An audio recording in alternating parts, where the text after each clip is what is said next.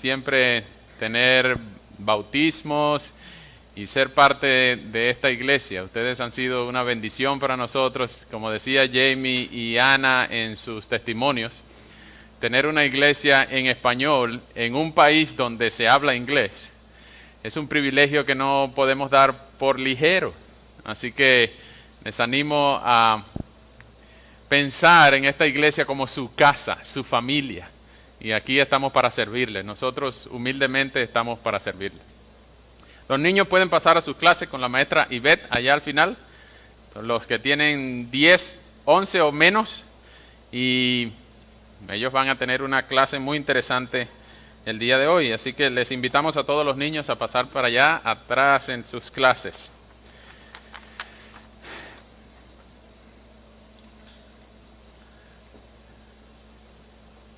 Alguien dijo una vez, el conflicto entre el bien y el mal siempre ha existido y pareciera que siempre va a existir.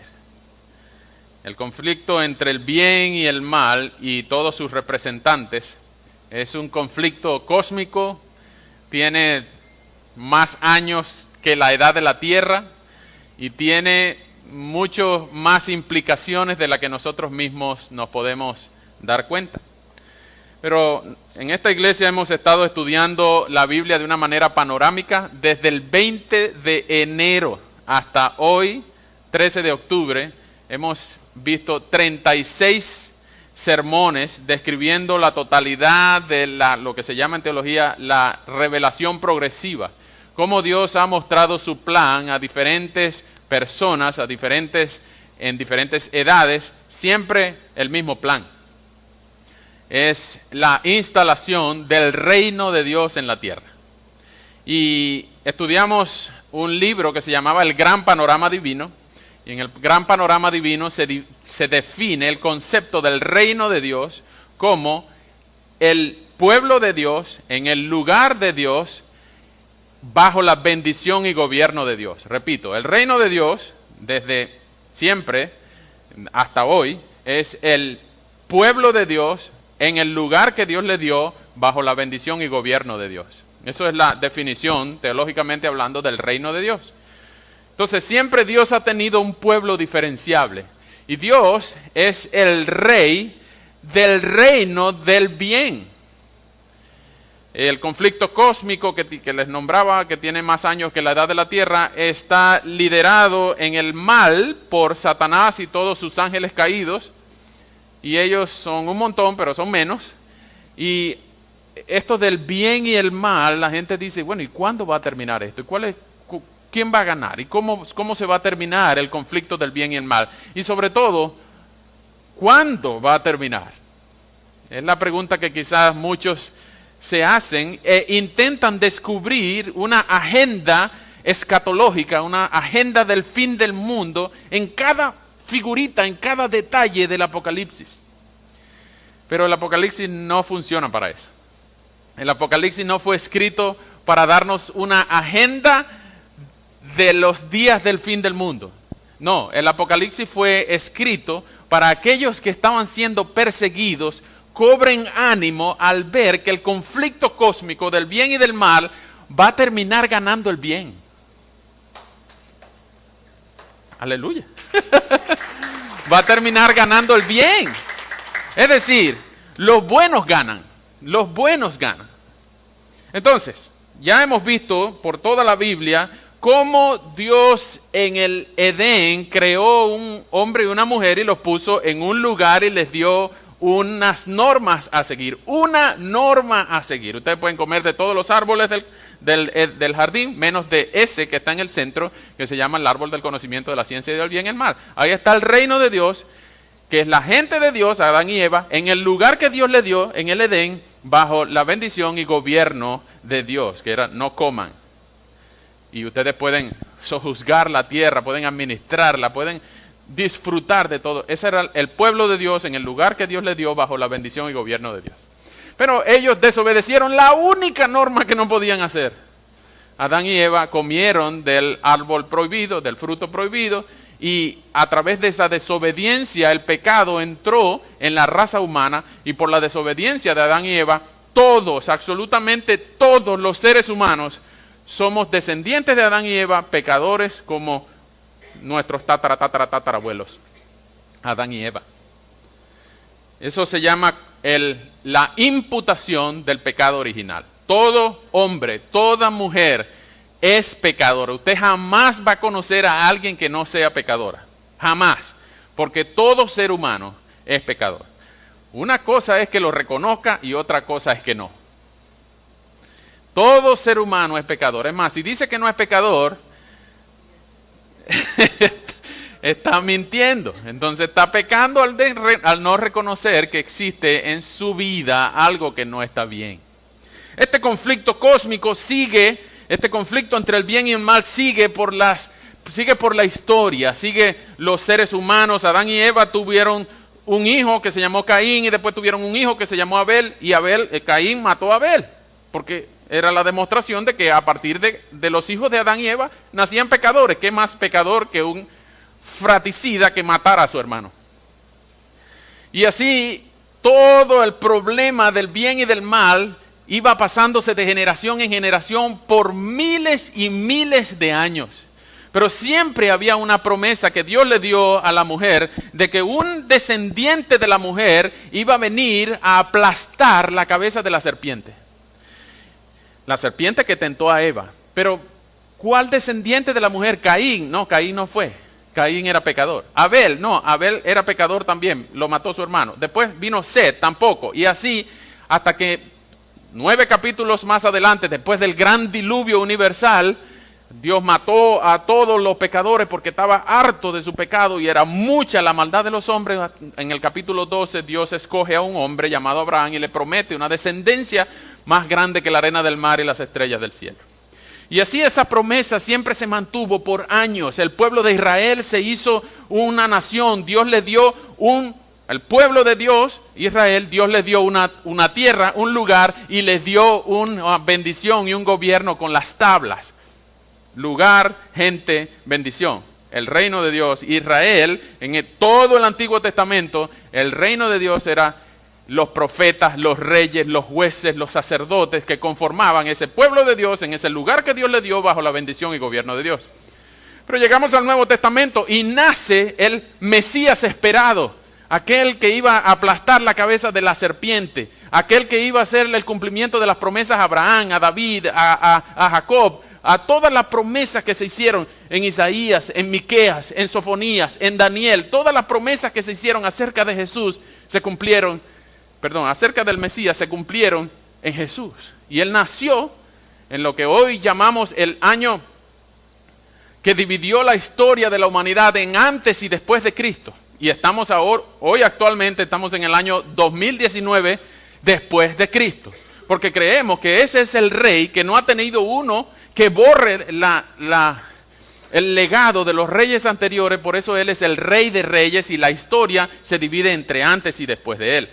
Ese rey fue el que nació de una virgen, vivió una vida perfecta, murió una muerte sustituta, y resucitó de la tumba fría gloriosamente. Ese Jesús está sentado a la diestra de Dios Padre, ahorita aplaudiendo los bautizos que ustedes acaban de ver. Y ese rey prometió venir, prometió volver, prometió a restaurar la creación a lo que debía haber sido.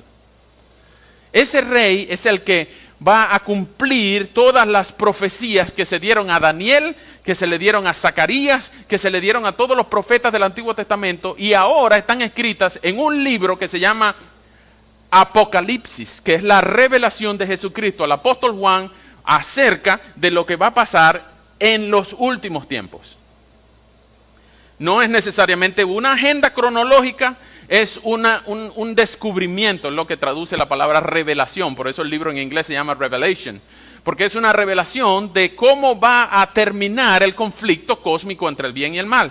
Pero nosotros vamos a ver hoy específicamente los capítulos 12 al 15, que es el tercer capítulo del final, o el antepenúltimo capítulo de la historia final. La semana pasada vimos cómo se escribió el libro de Apocalipsis. Vimos que se le dieron una visión, una revelación al apóstol Juan, y le escribe a 7 iglesias que están enumeradas en el capítulo 1, versículo 11. Capítulo 1 de Apocalipsis, versículo 11, dice que escribe en un libro lo que ves y envíalo a las 7 iglesias: Éfeso, Esmirna, Pérgamo, Tiatira, Sardis, Filadelfia y Laodicea.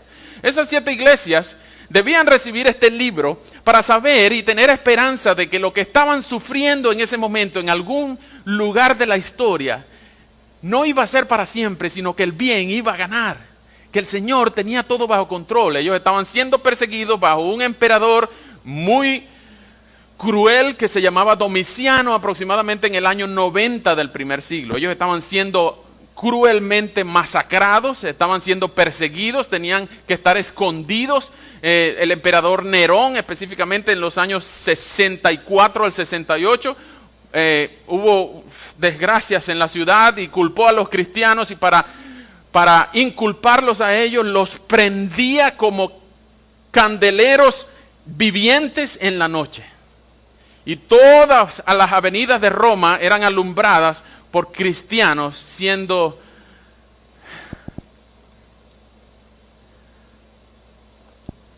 Pero quienes recibieron estas cartas, estas 7 iglesias, en vez de deprimirse por este libro, lo que hacían era cantar con los cantos de doxología que hay en los capítulos 5 y 6 y 4. Y ahora vamos a ver al final del 15 también hay cantos de adoración al final, porque era la adoración al Cordero, al que está sentado en el trono. Estos mismos cantos que cantamos hoy, bueno, no eso con esa misma música, pero con la misma letra.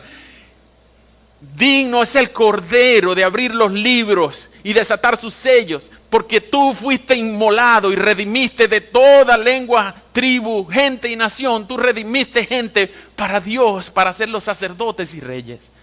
Y esas canciones de adoración al Cordero se van a cantar por toda la eternidad. Canciones sangrientas, sí, pero canciones de victoria, canciones de doxología, canciones de adoración.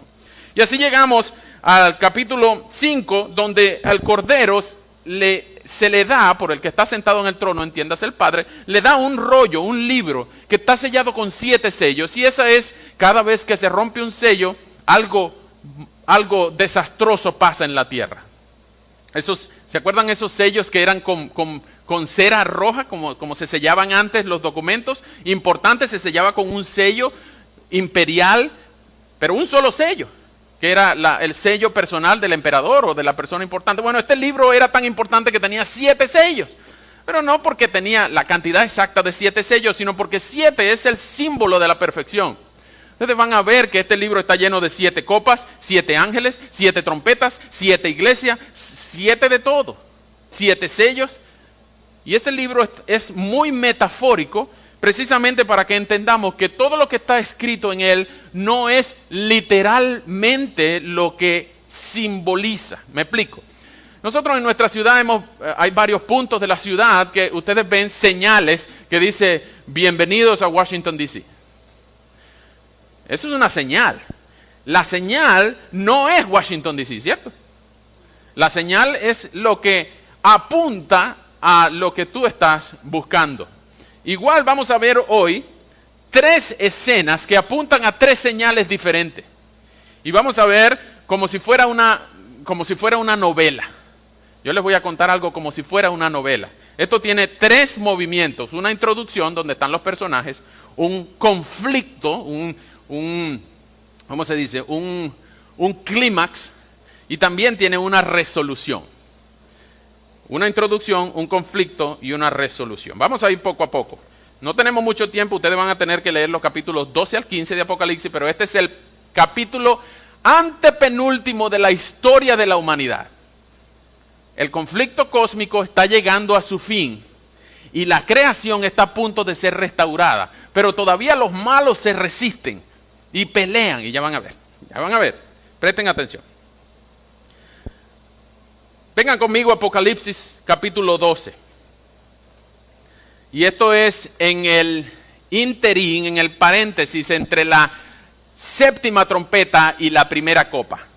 Es un poquito complicado de entender, pero tendríamos que ver el Apocalipsis completo para podérselo explicar. Léanlo, es un libro fascinante.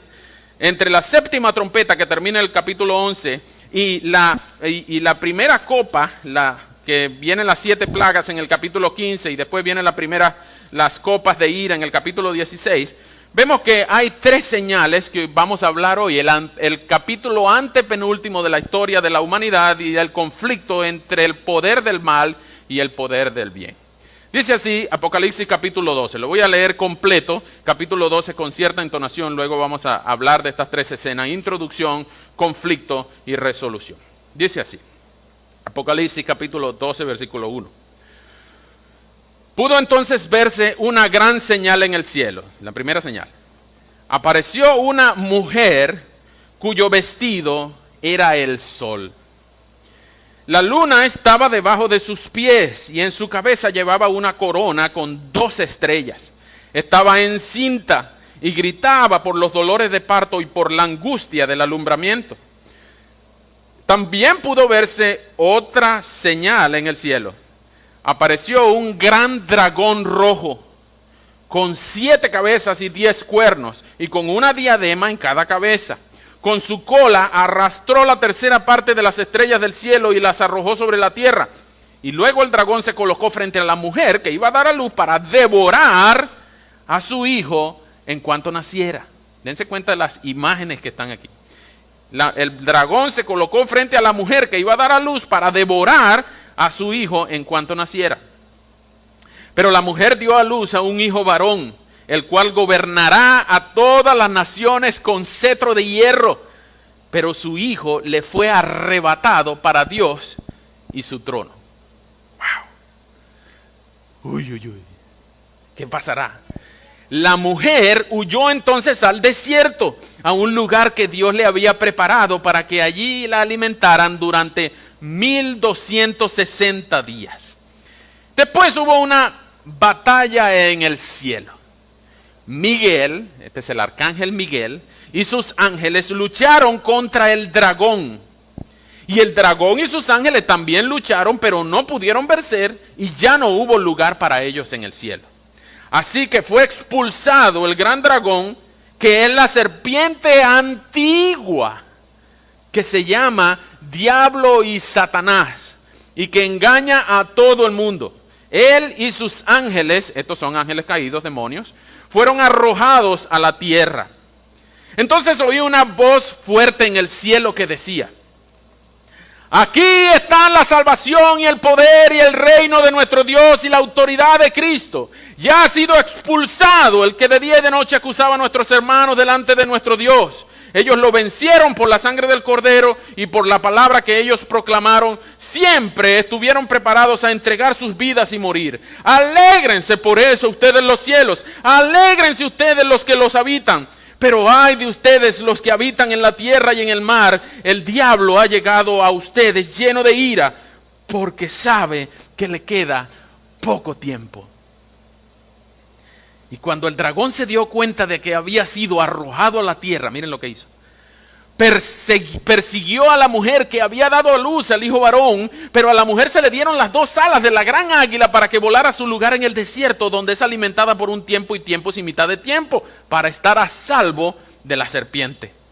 Entonces la serpiente arrojó mucha agua por la boca, para que la mujer fuese arrastrada como por un río. Pero la tierra vino en su ayuda, pues abrió su boca y se tragó el río que el dragón había arrojado por su boca. Entonces el dragón se llenó de ira contra la mujer y se fue a luchar contra el resto de sus descendientes, es decir, contra los que obedecen los mandamientos de Dios y tienen el testimonio de Jesucristo.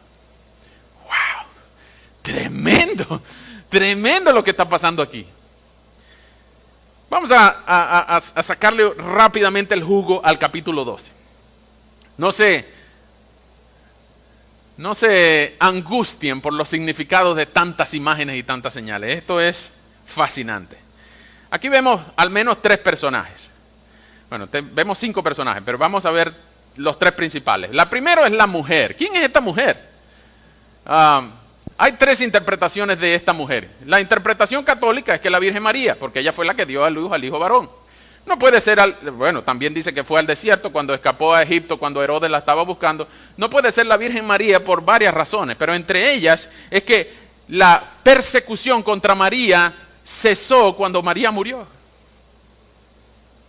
Nunca hubo una persecución contra María. Nunca se intentó matar a María. La interpretación católica de este pasaje es que María es aquella a la que se le dieron las dos alas, aquella que fue alimentada en el desierto por 1260 años, pero no es consistente esta conclusión con lo que dice el resto del pasaje. La otra interpretación es que esta mujer es la iglesia, pero en ninguna parte de la escritura la iglesia se dice que está embarazada, en ninguna parte la iglesia ha dado a luz, en ninguna otra parte, la iglesia sí ha sido perseguida, pero la iglesia no ha dado a luz ningún hijo varón. La interpretación más seguida, más acertada, más avalada de esta mujer es que esta mujer es una representación, como en el Antiguo Testamento se hace, de Israel.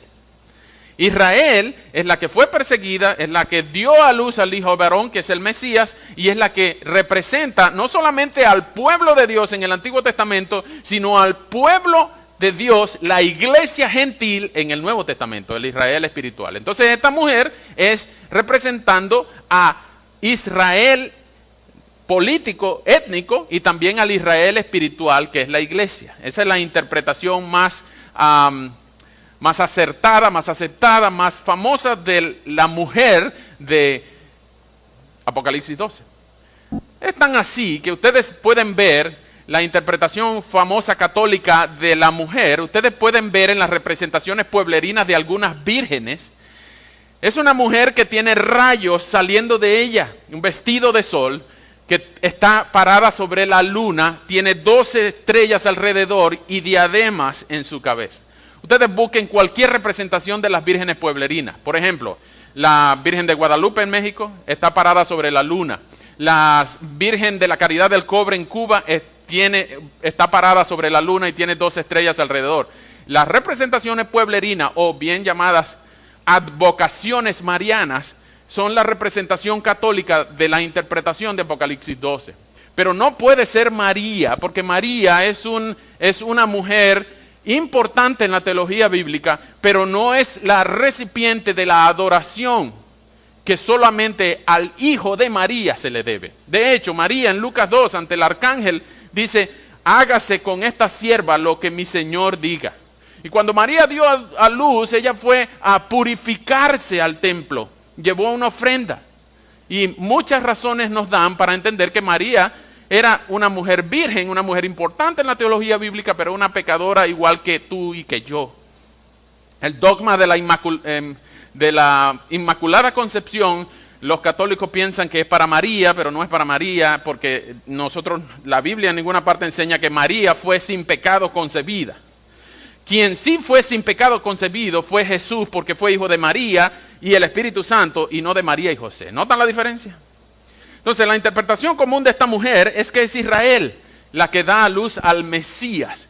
Y esta mujer fue llevada al desierto en varios exilios. Esta mujer fue alimentada, sustentada por Dios. Siempre Dios sustentó a su pueblo y siempre lo hará.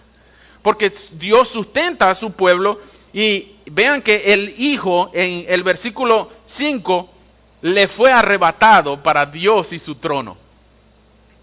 Este es el Mesías que fue dedicado al servicio de Dios. Fue un nazareno que fue dedicado a hacer lo que Dios le dijo. Y por eso cuando Jesús en la cruz exclama: consumado es que todo el plan había sido ejecutado a la perfección. Esa es la mujer. El segundo que vemos aquí es un dragón rojo en el versículo 3. Otra señal, la señal de la mujer, la señal del dragón. Acuérdense que no estamos hablando de cosas literalmente. La señal es una señal que apunta a algo más. Este dragón rojo no es un dragón chino, no es un país comunista, no es una figura de un autobús volador, no son cosas como esas. Tiene 7 cabezas y 10 cuernos y una diadema en cada cabeza. ¿Qué es esto? Bueno, para poder entender lo que es el dragón, ustedes tienen que ir al capítulo 17. No vamos a ir, ustedes van a ir en su casa. Pero cuando se habla de dragón, cabezas y cuernos, se están hablando de poderes políticos.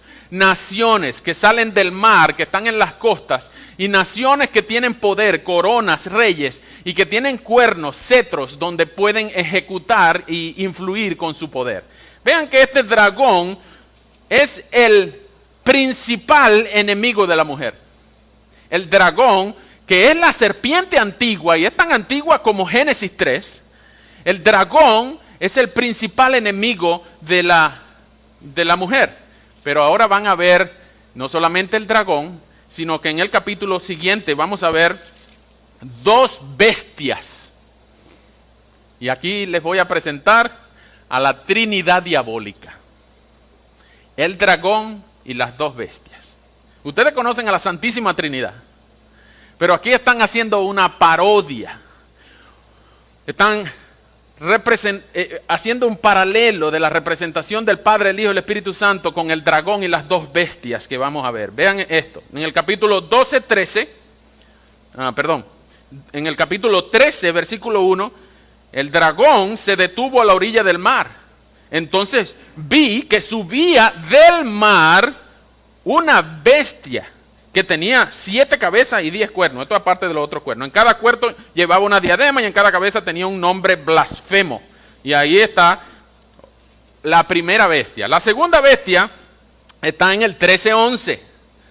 En el 13:11 ustedes ven que dice, después vi subir de la tierra, ya no del mar, de la tierra, otra bestia. Tenía 2 cuernos como de cordero, pero hablaba como un dragón. Cuando estaba en su presencia de la primera bestia, cuya herida mortal fue sanada, ejercía toda la autoridad de esta y hacía que la tierra y sus habitantes la adoraran. Entonces tenemos el gran dragón rojo y tenemos las dos bestias. Las dos bestias lo que hacen es adorar al dragón y hacer que todos los demás adoren al dragón. Esos son la Trinidad diabólica. El dragón y las dos bestias. Ya vimos la mujer, vimos el dragón, pero también hay un hijo, el hijo de la mujer. Noten en el capítulo 12, en los primeros versículos, que este hijo era el que iba a reinar, iba a dominar. En el versículo 5, la mujer dio a luz un hijo varón.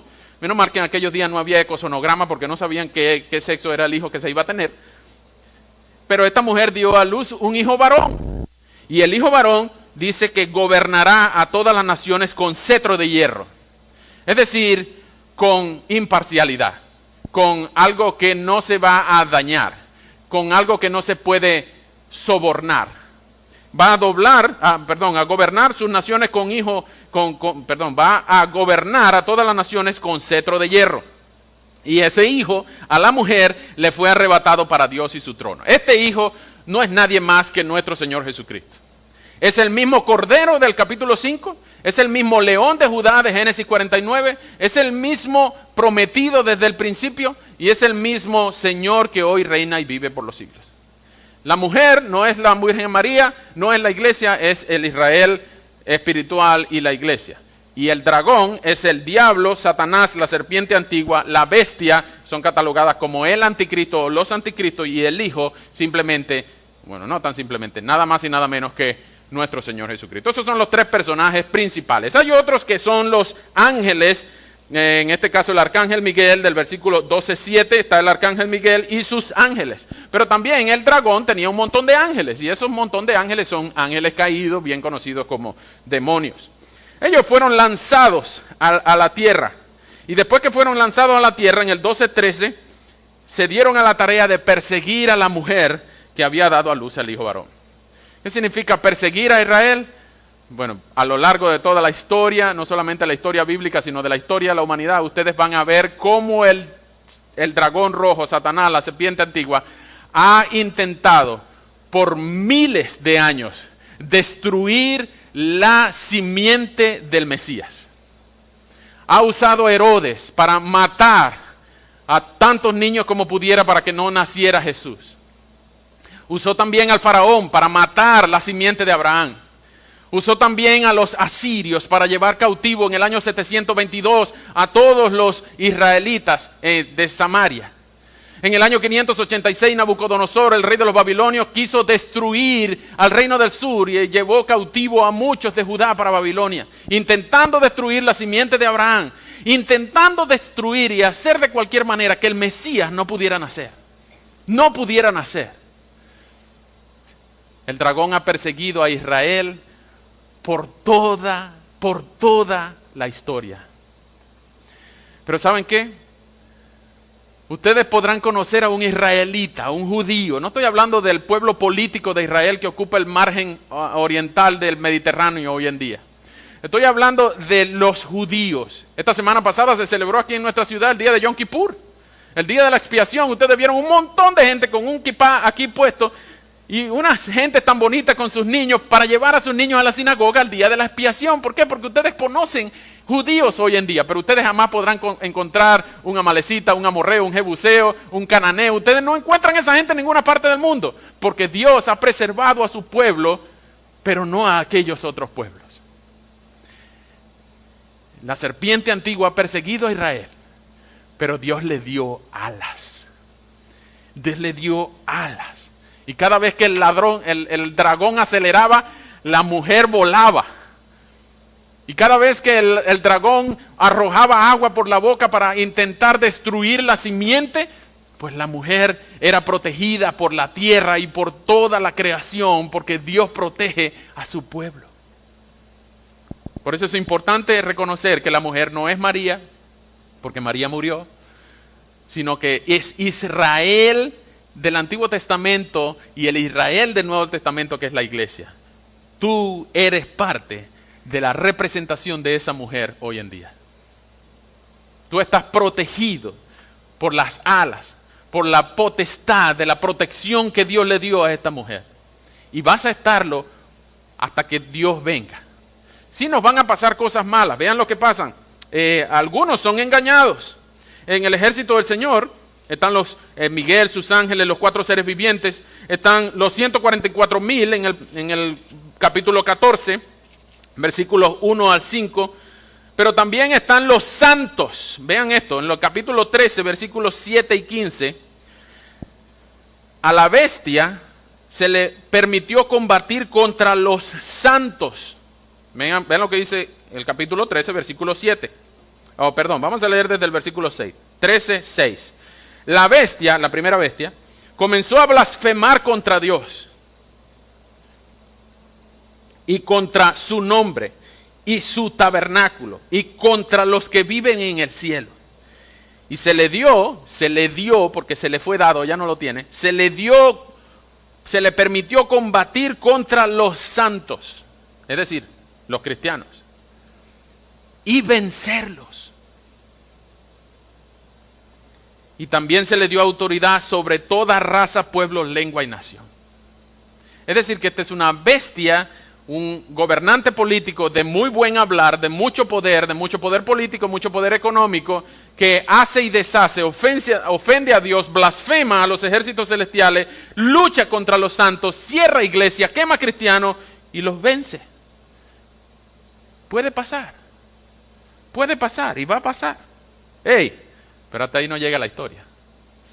En el versículo 8, 13:8 dice, y adoraron a la bestia, casi toda la humanidad, todos los habitantes de la tierra adoraron a la bestia. ¡Wow! Y ustedes dirán, wow, entonces perdimos otra vez. Volvió a ganar Thanos. No era que ganaban los buenos. No. Adoraron a la bestia todos los habitantes de la tierra, pero solo todos los que no tienen su nombre inscrito en el libro del Cordero que fue inmolado desde el principio del mundo. Esos fueron los que adoraron a la bestia, porque los que están escritos en el libro de la vida no pueden adorar a la bestia, porque adoran al que vive por los siglos. ¿Notan la diferencia? Entonces los cristianos pueden ser vencidos porque no adoran a la bestia. Los cristianos fueron matados en el circo romano, los cristianos fueron perseguidos, los cristianos han sido declarados herejes, los cristianos han sufrido los embates de todos los enemigos de Dios, del dragón y sus emisarios, porque no adoran a la bestia. tu nombre está escrito en el libro de la vida del Cordero. Porque si tú no estás seguro que tu nombre está escrito en el libro de la vida del Cordero, muy posiblemente tú vas a empezar en algún día a adorar a la bestia. ¿Cómo sabemos eso? Porque a la bestia se le dio poder para engañar. Noten en el capítulo 13, versículos 14 y 16, la segunda bestia, la bestia que salió de la tierra, en el versículo 11, en el 13, dice que hacía grandes prodigios, la segunda bestia, hacía grandes prodigios, al grado de que a la vista de todos hacía que cayera fuego del cielo a la tierra. ¡Wow!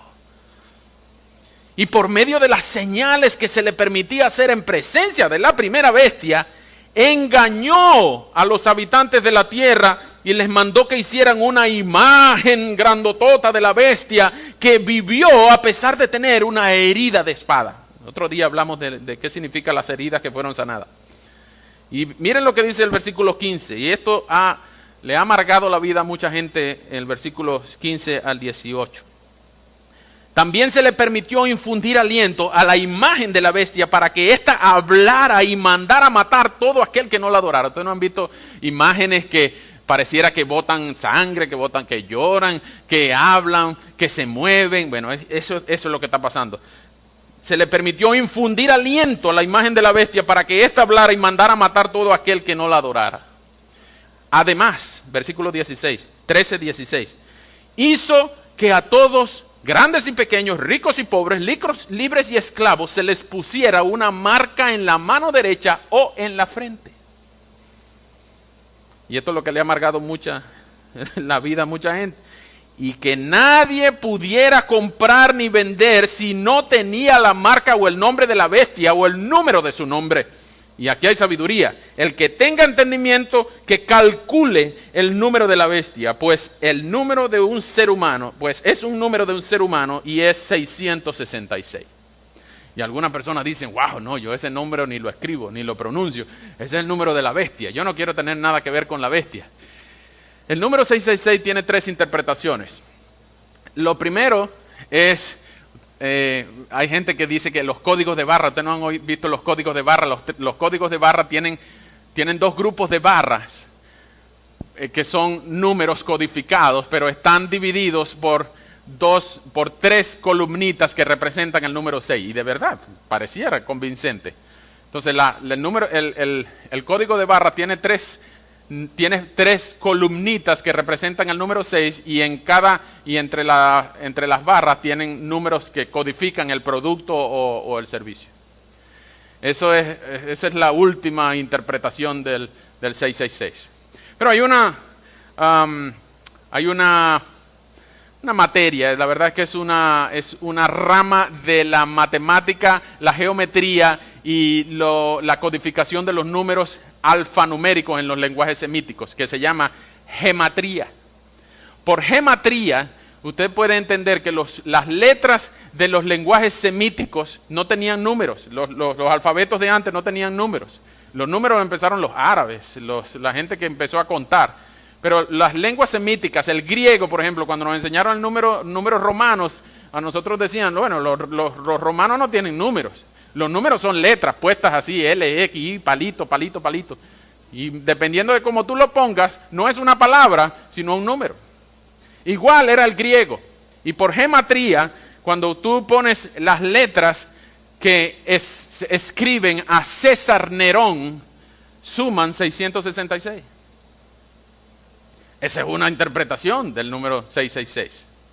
¿Y será casualidad? Bueno, aparentemente el Apocalipsis fue escrito en el año 94, no en el año 68 cuando murió Nerón.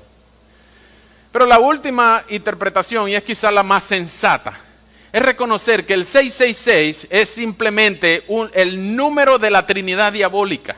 El número que no es 777 de la perfección total de Dios. Recuerden que el libro del Apocalipsis tiene muchos 777 porque es el número de la plenitud. Pero para representar la anticristiandad con la Trinidad diabólica se representa con el número 666. De hecho, Ese número tenía que ser puesto en lo que querían vender y comprar, económicamente hablando, el poder de la bestia, dominio global, tenía que ser puesto o en la frente o en la mano derecha. ¿Leyeron el versículo 16? Pero lo que está recordando la frente y la mano derecha es el Shema de Israel. En Deuteronomio 6:4 al 6 se dice a los ancianos de Israel que enseñen a sus hijos y que todas las cosas que ustedes aprendan, las virtudes de Dios, los atributos de Dios, la historia, cómo fueron liberados de Egipto y cómo Dios ha preservado a la mujer, a Israel, durante toda la eternidad, que eso tú se lo enseñes a tus hijos y se los pegues entre los ojos y en la mano derecha para que no puedan olvidarlo, siempre estén pendientes de lo que hizo Dios por nosotros. ¿Notan algún parecido en este relato? Entonces, esta mujer, este dragón, sus dos bestias, este hijo y los ángeles caídos, Miguel, es simplemente la antesala a la gran batalla de Armagedón que se describe en los capítulos 16 al 20. Eso no se lo voy a relatar hoy. Eso va a ser la semana que viene. Vengan la semana que viene. Así que hemos visto cómo es la introducción, el conflicto, y ahora viene la resolución. Yo les voy a dar la versión corta de la resolución del conflicto cósmico entre el bien y el mal. La mujer fue perseguida, pero venció. El hijo fue asediado, pero venció. Los santos fueron maltratados y algunos fueron muertos, pero han vencido. El mundo fue engañado y no tiene por qué ser así para siempre. Nosotros entendemos que la creación va a ser restaurada. Y es bonito pensar en eso. La creación va a ser restaurada solo cuando Jesús reine en los corazones de su gente. Jesús es el rey indudable de toda la creación. Él está sentado en el trono. Y solamente creyendo en Él, arrepintiéndonos de nuestro pecado y confiando en lo que Él hizo en la cruz por nosotros, nosotros podemos ser contados, no entre esos 144,000 del capítulo 14. Esos son 12,000 de cada tribu. Ustedes van a ver ahí que esos son los que jamás tuvieron contacto con mujeres. Así que los que no son vírgenes aquí no están contados en esos 144,000. Los testigos de Jehová van de puerta en puerta para ganar su cupo entre esos 144,000. Pero no pueden ser los 144,000 porque ellos fueron redimidos de entre toda la gente como los primeros frutos para Dios y para el Cordero, según el capítulo 14, el versículo 4. Y no solamente eso, uno que quiera estar entre los 144,000 jamás en su vida pudo haber dicho una mentira. Ven lo que dice el capítulo 14, versículo 5. No se halló en sus labios mentira alguna. Están hablando de los 144,000. No se halló en sus labios mentira alguna, pues son irreprochables. Y nosotros no queremos estar entre los 144,000. Nosotros queremos estar entre la multitud de las vestiduras blancas que está narrada más adelante. Entre aquellos que son incontables, miríadas y miríadas de ellos que vimos en el capítulo 5. Entre aquellos que estarán alrededor del trono, representantes de toda lengua, pueblo, tribu y nación en el mundo, nosotros seremos los encargados de adorar al que está sentado en el trono y al Cordero en español. Nosotros vamos a estar ahí. ¿Tú vas a estar ahí? Mire, eso será el día más glorioso que podemos estar, viendo a Jesús cara a cara, viendo al que está sentado en el trono y alabándolo por siempre. Ahora tú dirás, no hay otra cosa que hacer. Yo pensé que el cielo iba a ser más divertido, yo pensé que iba a ser más libre. Cuando alguien se queja de la adoración a Dios, es porque está envidioso de que esa adoración no es para Él. Estaremos en el cielo adorando al Cordero por los siglos de los siglos. Y los que han vencido, los que sufrieron en la tierra, los que llevaron su cruz en la tierra, ahora tendrán una corona en el cielo. Nadie que tuvo una corona en la tierra va a tener una cruz en el cielo. Tienes que haber tenido una cruz en la tierra para poder tener una corona. No porque te la ganaste, sino porque tú has sido lavado. Has sido lavado en la sangre del Cordero. Y Él te dice, el que quiera ser mi discípulo, el que quiera ser mi seguidor, que tome su cruz cada día y me siga. No para ganarte la salvación, sino porque ya Él te ha salvado. Obedécelo, ámalo, sírvele. Atesora a Cristo durante todos los días de tu vida. Ven, arrepiéntete de tu pecado, deja tu pecado atrás y ven a Cristo en arrepentimiento y fe y Él tendrá cuidado de tu alma por toda la eternidad. Pues la historia de hoy termina, el antepenúltimo capítulo termina en el capítulo 15. Vengan conmigo al capítulo 15, por favor. Vean lo que pasa con la bestia. ¿Qué pasa con la bestia? Las dos bestias y el dragón. Voy a leer el capítulo 15 del 1 al 4. Otra señal. En el cielo vi otra señal grande y asombrosa. Eran 7 ángeles que tenían las últimas 7 plagas, con las cuales la ira de Dios quedaba satisfecha. ¡Wow! Y vi también lo que parecía ser un mar de cristal mezclado con fuego. Allí, sobre el mar de cristal, y con las arpas que Dios le había dado, estaban los que habían logrado vencer a la bestia y a su imagen y a su marca y el número de su nombre. O sea que la bestia pierde al final. Los buenos ganan. Pero vean lo que pasó después. Y esto es la canción que usted se va a aprender hoy. Entonaban el cántico de Moisés, el siervo de Dios, y también el cántico del Cordero. Vean lo que decían. Grandes y maravillosas son tus obras, Señor Dios Todopoderoso. Justos y verdaderos son tus caminos, Rey de las naciones. ¿Quién no te temerá, Señor? ¿Quién no glorificará tu nombre? Solo tú eres santo. Por eso todas las naciones vendrán y te adorarán, porque tus juicios se han manifestado. Esa es la resolución del antepenúltimo capítulo. El penúltimo capítulo viene la semana que viene y ustedes no se lo pueden perder por nada del mundo. Pero si usted quiere estar allí viendo esa escena, usted tiene que confiar en Cristo como el Señor de sus vidas. Tienes que confiar que el sacrificio que Jesús pagó, que la sangre que Jesús derramó en la cruz, lo hizo por ti. Porque a ti te tocaba morir esa muerte porque tú no has vivido la vida que Él vivió. Tú no has vivido una vida perfecta. Él sí. Por eso Él murió una muerte sustituta, porque tú no has podido ser capaz de vivir la vida que era necesaria.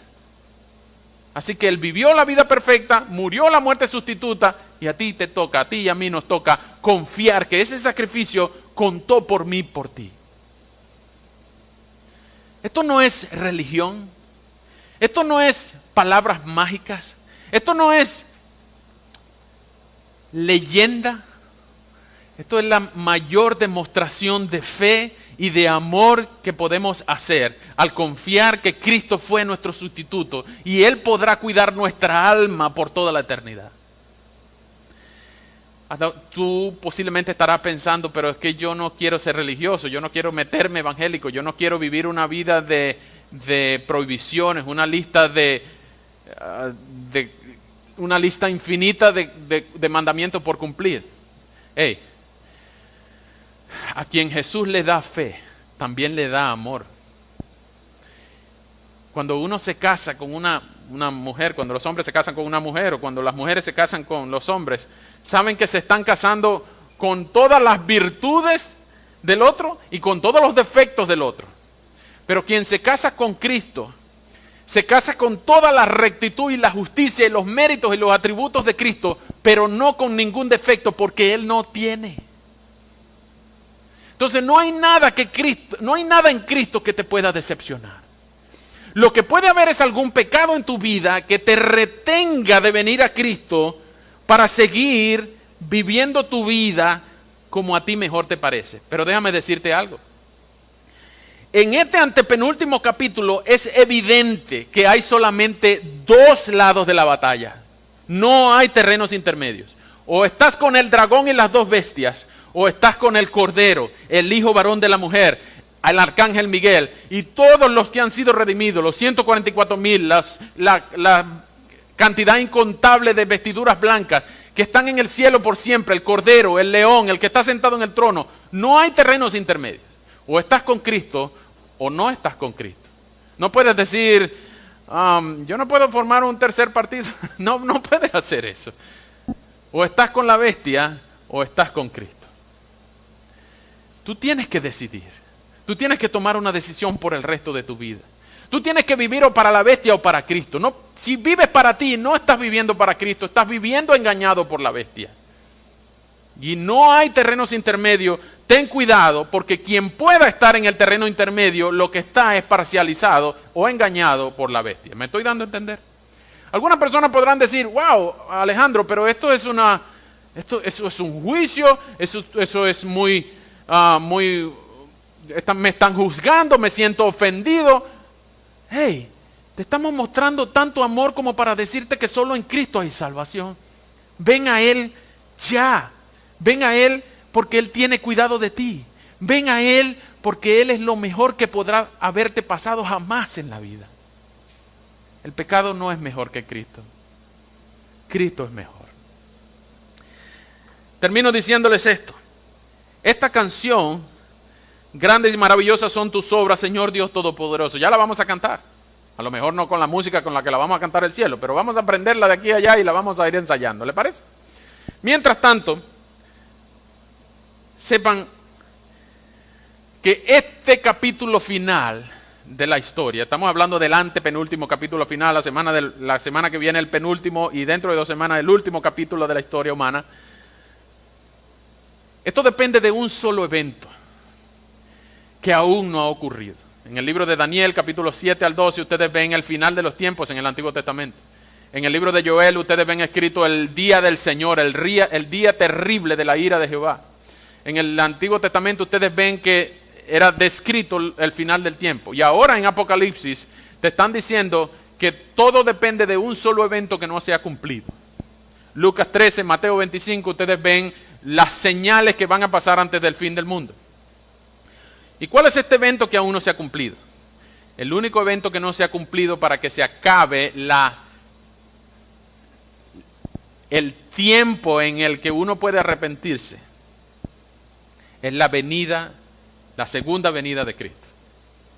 Jesús, como saben, nació de la Virgen María, Él vivió una vida perfecta, murió aproximadamente en el año 30 de lo que ahora llamamos la era cristiana, y Él dijo que iba a volver. Él ascendió, en Mateo 28 dijo, yo voy a volver. Y en lo que Cristo ponga un pie en la tierra, todo esto va a desencadenar una serie de eventos cataclísmicos que dan origen al fin del mundo. Ya vamos camino hacia allá. Nadie puede decir cuándo pasará esto. Yo no soy quien les va a decir esto va a pasar en el año tal. No, porque inmediatamente sería un mentiroso. La Biblia dice que nadie sabe, ni nadie puede saber, porque solo al Padre le es dado. Lo que sí es claro en la Biblia es que esto puede pasar en cualquier instante. En cualquier momento puede volver Cristo por su iglesia. Incluso antes de salir de aquí, puede venir Cristo por su iglesia. Incluso antes de acostarnos, antes de amanecer, antes de que vuelvas a cumplir años, antes de que te gradúes, antes de que te cases, antes de que compres tu casa, antes de que compres tu carro, antes de que logres tu próxima meta, Cristo puede estar volviendo por su iglesia, por su pueblo, para llevarlo al cielo para siempre. Y eso puede pasar en cualquier instante. Mal hacemos en retrasar nuestra fe para poner nuestra fe en Cristo, y mal hacemos en retrasar nuestro arrepentimiento. ¿Saben por qué? Porque puede sorprendernos el final, y como Cristo dice que Él vendrá como ladrón en la noche, nadie se va a dar cuenta hasta que sea demasiado tarde. Y tú dirás, me está dando miedo ya. Qué bueno. Eso es lo que yo quiero. No que tengas miedo, sino que reflexiones y que por amor tú consideres a Cristo como lo mejor de tu vida, ya, alegremente y responsablemente. Urgente, alegre y responsablemente. Ven a Cristo. Él tiene grandes cosas en el cielo para ti. No adores a la bestia, adora a Cristo. Ven a Él en arrepentimiento y fe, no tardes más. Ven a Él. Bien. La semana que viene tendremos la resolución del conflicto cósmico. No se lo pierdan por nada. La bestia pierde, Cristo gana. Vamos a orar. Señor, muchas gracias por este libro que nos da esperanza. Y gracias porque tenemos la promesa, la esperanza de que tú eres el vencedor, tú eres el conquistador, tú eres el que gana. Hay mucha gente que piensa que estamos perdiendo, pero a pesar de que estamos perseguidos, algunos atribulados, algunos, Señor, quebrantados, tu promesa es que tú nos levantarás. Y rogamos, Señor, que esto pase más temprano que tarde. Cantamos aquí, Señor, ven, Señor Jesús, ven pronto, te estamos esperando. Queremos llegar a aquel día en que todos los redimidos cantarán por todas las edades: digno y santo, grande y maravillosas son tus obras, Señor Dios Todopoderoso, justos y verdaderos son tus caminos. Nosotros queremos, Señor, cantar esa canción como un recordatorio de tus promesas, no solamente hoy aquí, sino practicar hasta el día que la cantemos en tu presencia. Muchísimas gracias, Señor, por toda la esperanza que nos das, por habernos salvado y por la redención que tenemos en Jesucristo, en cuyo nombre oramos, damos gracias y confiamos para la salvación eterna de nuestras almas. Amén. Que Dios les bendiga, hermanos. Sí, les invito a ponerse de pie.